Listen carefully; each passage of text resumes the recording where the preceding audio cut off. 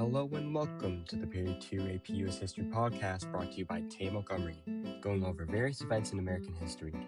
The first episode in this very real podcast series is about the famous Battle of Gettysburg. Arguably the most famous battle fought on US soil, the Battle of Gettysburg is widely considered the turning point of the Civil War.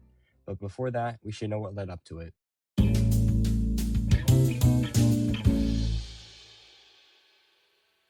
The Civil War had been going on for 2 years from when it had first started on April 12, 1861. Before Gettysburg, the Union and Confederates fought in the Battle of Chancellorsville.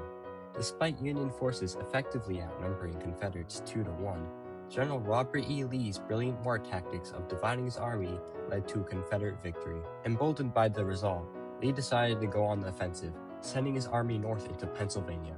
Meanwhile, Lincoln replaced General Joseph Hooker with General George Gordon Meade, ordering him to chase Lee's forces. The two sides met on July 1st, just west of Gettysburg, starting the Bloody Battle of Gettysburg.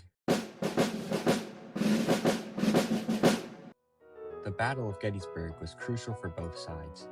If the Confederacy won, they would be able to relieve pressure from the war-torn South. They could gain recognition and support from Britain and France. A win here could boost Northern Copperhead peace movements. For the Union, they needed a win to keep support and morale for the war. They also needed a win to push Lee back to the Confederate lines. The fighting started on July 1st, 1863, as a smaller skirmish broke out. Confederate forces pushed Federal troops a half-mile out of the town of Gettysburg, driving them to Cemetery Hill. Lee ordered General Ewell to push their advantage and attack Cemetery Hill, but he refused due to the strong Federal position.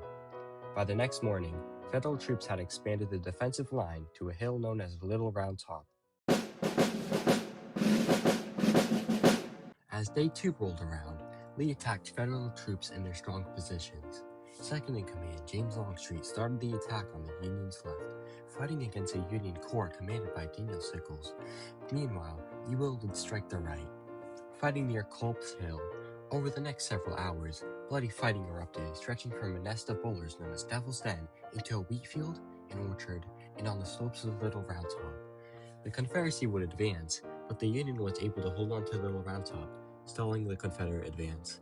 Both sides suffered immense casualties, the combined casualties from both sides reaching nearly 35,000.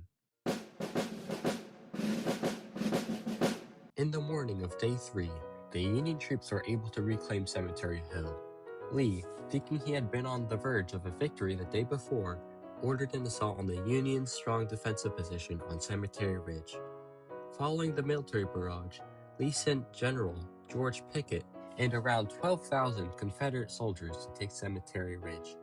However, this proved to be a strategic blunder, as the rebels were shot from all sides in fortified positions while attempting to march nearly 3/4 of a mile to the Union position. Only a few hundred reached the Union line in what became known as Pickett's Charge and were quickly crushed by the strong Union line. The battle was over, and as Lee took his decimated army back to Virginia with 28,000 casualties compared to the Union's 23,000, the Union had won. Following their victory, Lincoln delivered his now iconic Gettysburg Address, which many consider one of the greatest American speeches of all time, using only 272 words.